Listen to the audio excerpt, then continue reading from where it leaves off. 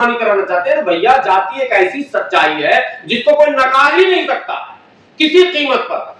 धर्म छोड़कर भी जाति नहीं छूट रहा। सोच लो, धर्म बदलने के बाद भी जाति उसके साथ साथ चला जा रहा, कैसे आप भाग रहे हो जाति से? तो जाति का कॉलम लिखना ही पड़ेगा। कहते किसको? जो अगर लीगली बात करेंगे तो जो चार तबकात उधर है वो इधर भी, वो जो मराहत जो फैसिलिटीज उधर मिलने चाहिए वो इधर भी मिलने चाहिए। लेकिन जब लफ्ज पसमानदा का हम इस्तेमाल करते हैं तो इधर के तीन शब्द एक जगह आते हैं मुसलमानों के। ये तीनों की पोजीशन, जितनी कमेटियां बनी ना कांग्रेस की हुकूमत में, चाहे वो सत्य कमेटी हो चाहे वो रंगनाथ मिश्रा, तीनों ने जो होल रिपोर्ट दिया, ऐसा लगता है कि तीनों सेक्शन जो 40 वाले 41 वाले 42 वाले सबकी एक ही पोजीशन है। तो अब इसका हल क्या होगा? या तो इसका कोई पैकेज सरकार दे या कोई पॉलिटिकल पार्टी इसके लिए कोई रोड मैप बनाए।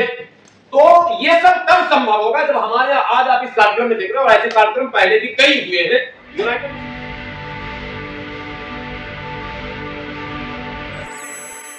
सवाल में करेक्शन करूंगा, ये सवाल मंचों से भी आते हैं, ही शब्द हटाना पड़ेगा। एजुकेशन ही से समस्या का समाधान हो जाएगा नहीं, मैं कंप्लीट जवाब दे रहा हूं। ही कहीं पर आता है, पॉलिटिक्स से ही, एजुकेशन से ही या इकोनॉमिक्स से ही नहीं है। कॉमन कई चीजों की जरूरत है।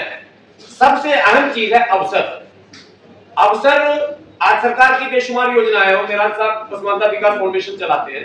ये पूरी तकरीर में घुमा फिरा के जो ये गुस्सा हो रहे थे, वो नाराज हो रहे थे कि जो सरकारी योजनाओं का लाभ नहीं लेते हैं, हमारे समाज के लोगों को पार्टी के नाम पर काट देते हैं। अरे फलनमा सांप्रदायिक है, फलनमा ये है, वो काटिए पीटीए मत।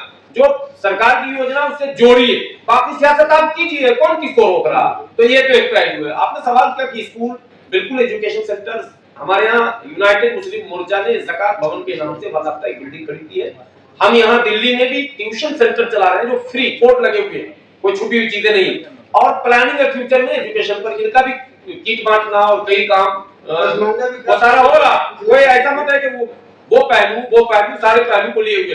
एक शिकायत बार-बार जो है वो ये रहती है, जो आप लोगों ने सुना, वो शिकायत एक तरफ तो पसमानदा के सभी समूहों का अशराफ से रहता है, वो कहीं ना कहीं वाजिब शिकायत भी कहा जाएगा, और उनका पक्ष सुनने के बाद आपको लगता होगा कि गैर वाजिब है, लेकिन कहीं ना कहीं वो वाजिब सवाल। और एक बात, पसमानदा कहते किसको? जो अगर लीगली बात करेंगे तो जो चार तबकात उधर है वो इधर भी, वो जो मराहत जो फैसिलिटीज उधर मिलने चाहिए वो इधर भी मिलने चाहिए। लेकिन जब लफ्ज पसमानदा का हम इस्तेमाल करते हैं तो इधर के तीन शब्द एक जगह आते हैं मुसलमानों के। ये तीनों की पोजीशन, जितनी कमेटियां बनी ना कांग्रेस की हुकूमत में, चाहे वो सत्य कमेटी हो चाहे वो रंगनाथ मिश्रा, तीनों ने जो होल रिपोर्ट दिया, ऐसा लगता है कि तीनों सेक्शन जो 40 वाले 41 वाले 42 वाले सबकी एक ही पोजीशन है। तो अब इसका हल क्या होगा? या तो इसका कोई पैकेज सरकार दे या कोई पॉलिटिकल पार्टी इसके लिए कोई रोड मैप बनाए। तो ये सब तब संभव होगा जब हमारे आज आप इस कार्यक्रम में देख रहे हो, और ऐसे कार्यक्रम पहले भी कई हुए हैं। यूनाइटेड मुस्लिम मोर्चा ने भी किया, सलमानी, इदरीसी, साईं फकीर, धोबी, नाई, ठीक है, मंसूरी, रायनी, अंसारी, नट और हलाल को भी मैंने बुलाया था।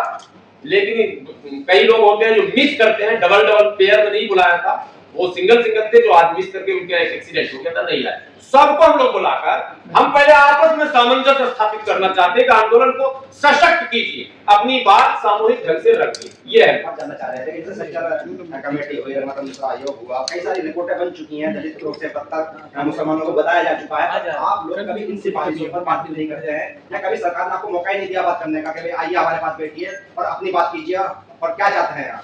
हमारे सारे पैनल पढ़े लिखे माशाल्लाह, पत्रकार तो पढ़े लिखे सब होते ही है, पढ़े लिखे नहीं होंगे तो पत्रकार ही नहीं होंगे। देश में कई आयोगों का गठन पहले भी हुआ। सबसे प्रसिद्ध है मंडल, जिस पर बात हो रही है। मंडल कमेटी की रिपोर्ट कब आई और बनी कब, और रिपोर्ट लागू कब हुई? तीनों का तीन मामला। कमेटी का गठन होता कब, रिपोर्ट सौंप दी जाती है कब, लागू तो तब हुआ कि किस्मत से यहाँ सरकार एक थर्ड फ्रंट की बन गई। अगर कुल मोहम्मद की कांग्रेस की सरकार होती तो वो मंडल कमीशन भी अब तक वैसे ही रहता जैसे रंगनाथ मिश्रा और सच्चर कमेटी है।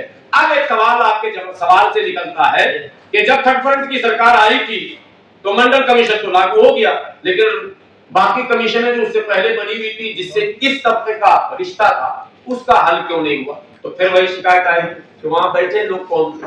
यही शिकायत, यही असल इशू है जिसको हम लोग दोहराते हैं कि वहां बैठे लोग बीपी सिंह की सरकार में उबैदुल्ला खान आजमी एक ब्रांड थे, नाम था। उस समय के सारे लीडरों का आप नाम निकालेंगे तो कई ब्रांड थे। मुफ्ती सईद साहब, मुफ्ती आजम, मौलाना सब मौजूद थे वहां, लेकिन हमारी बात नहीं की गई और पिछले सरकार के द्वारा बनाई गई कमेटियों के रिपोर्ट पर दबाव नहीं बनाया गया। तो हम उनसे शिकायत करते कि आपने क्यों नहीं कर लिया। ये बेईमानी वाला जवाब है, हम कैसे कर लेते। हम तो तब से संघर्ष कर रहे हैं जिनको आज याद कर रहे हैं 137 साल से।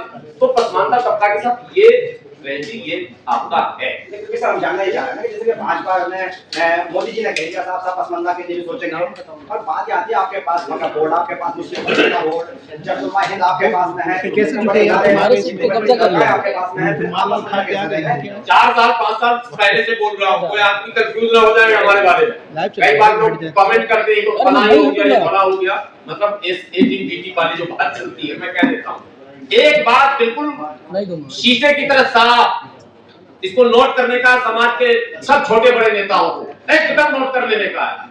सरकार से सामंजस्य स्थापित अगर नहीं करेंगे, समन्वय नहीं बनाएंगे, पसमानदा थे, पसमानदा है और पसमानदा ही रह जाएंगे। इसलिए कौन सेकुलर है कौन कम्युनल है, इस इशू को खत्म करना पड़ेगा। खास करके पसमानदा समाज को सरकार से समन्वय और सामंजस्य स्थापित करना ही पड़ेगा। गिव एंड टेक का फार्मूला दुनिया का रूल है, दीजिए और लीजिए। हम सिर्फ मांग रहे हैं, अगला कह रहा है कि तुम सिर्फ मांग रहे हो, तुम भी बढ़ो हम भी बढ़े, तो समाज इस तरफ गौर कर रहा और फिर क्लीन चिट नहीं। दूसरी पॉलिटिकल पार्टियों को भी सावधान होना होगा कि भाई अगर हमने इसी रवैये को अख्तियार किया जो पिछले रिकॉर्ड हमारे हैं तो मामला खिसक सकता है। इसलिए ओपन बात, कोई बट नहीं। सरकार देश चलाती है और सरकार ही योजना बनाती है।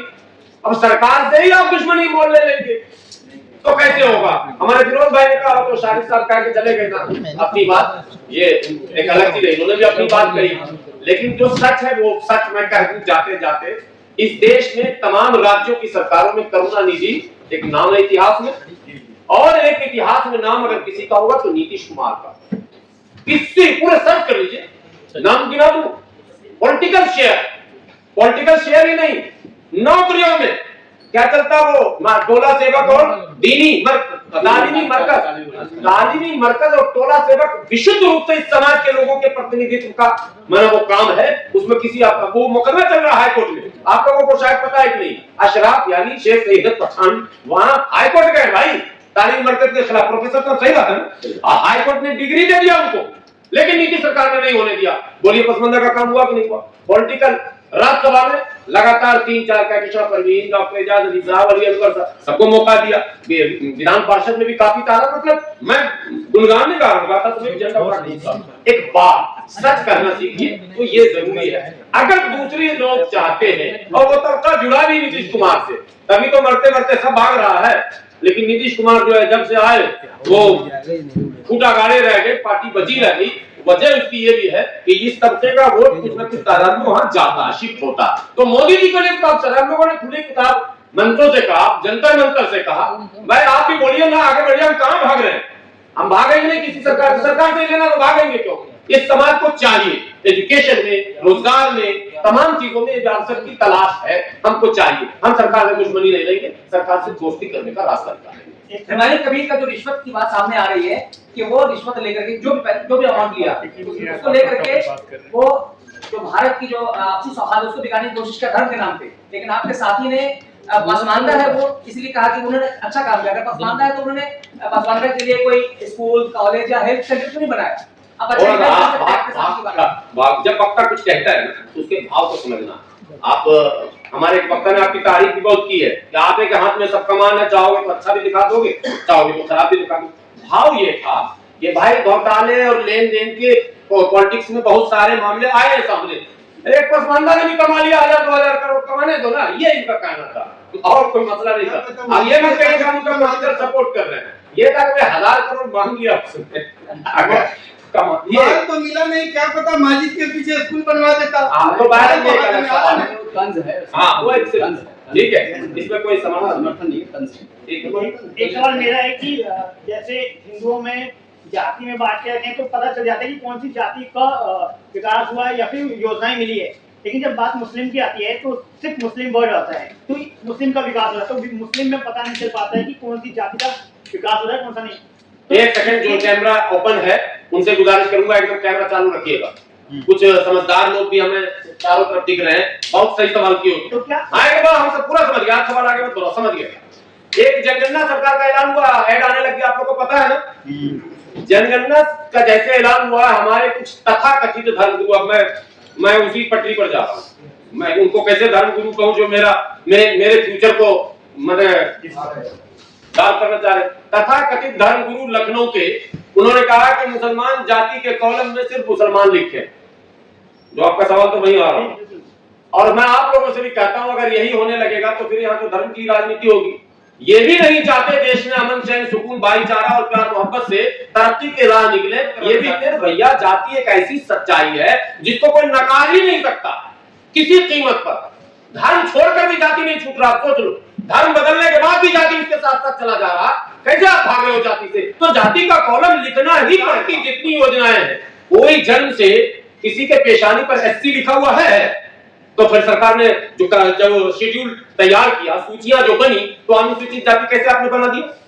उसके पेशे, उसके सोशल स्टेटस, उसके रख रखाव, उसके खान पीन, उसके एजुकेशन, इसको देखकर ये है असल। तो ये जो एससी एसटी ओबीसी बात समझ रहे हैं ना, ये सोशल स्टेटस के आधार पर है। उसी में जो जातियां जो फिट होती थी उनको फिट कर दिया गया, वो जाति उसी नाम से आज भी पुकारी जाती है। और क़यामत तक जातियां नहीं खत्म होंगी, चाहे तुम हिंदू रहो, मुस्लिम रहो, सिख रहो, ईसाई रहो। हमारी लड़ाई जाति खत्म करने की नहीं है, जाति को छाती ठोक कर बोलने की है, पर मसावाद की लड़ाई है। हम बराबरी के साथ रहना चाहते हैं, चाहे बिरादरी कोई भी हमारी हो। आप समझे कि नहीं? ये असल मसला। मेरा ये कहना था कि जैसे हिंदुओं के चाहे कोई से भी नेता हो, वो जातियों में अपने हिंदुओं को दिखा देते हैं कि ये कौन से जाति। अब हमारे भी दिखा रहे, नीतीश कुमार ने दिखा दिए, लेकिन शेख इतना, सैयद इतना, पठान इतना, अंसारी इतना, मंसूरी इतना, रायनी इतना, अलालपुर इतना, चमेला इतना, नट इतना, पप्पो इतना, डपाली इतना, मीरासी इतना, मिर्शिकार इतना, जितनी बिरादरी हमारे यहाँ तक। जब सीमांचल की तरफ जाएंगे तो सुरजापुरी, शेरशाहबादी और कुल्हैया, सबका डेटा आ गया। सवाल पूरा सुन। लेकिन जब मुस्लिमों की बात आती है तो मुस्लिम के जो नेता हैं वही किसी जाति में नहीं बांटते, ना ही बताते हैं कि कौन कौन सी जाति का उनका विकास हो रहा है। तो क्या मुस्लिम नेता ही अपनी जाति के लोगों को दबाने की कोशिश कर रहे हैं? ये गंगाधर ही असली शक्तिमान है, नेता ही हमारा दुश्मन है। तो हम सही रहे शुरू से। वो जब कहेंगे बोले मुसलमानों को साथ जुल्म हो रहा, मुसलमानों का अधिकार मारा जा रहा, मुसलमानों को आरक्षण दो, वो हमेशा मुसलमान करते हैं। हम कहते नहीं, मुसलमानों को आरक्षण देने का मतलब फिर हिंदुओं को, फिर सिखों को, फिर ईसाइयों को, तो धर्म हो जाएगा। जो व्यवस्था संविधान में बनी है उसी व्यवस्था पर आगे बढ़ाइए, उसी व्यवस्था पर हम सरकार से भी कहते हैं कि आप काम कीजिए और आप भी जातिगत विकास कीजिए, आंकड़ा दीजिए और लीजिए, बस आंकड़ा हम जातिगत देना चाहते हैं। बहुत बहुत आप लोगों का शुक्रिया, बहुत बहुत आभार। और चूंकि पसमानदा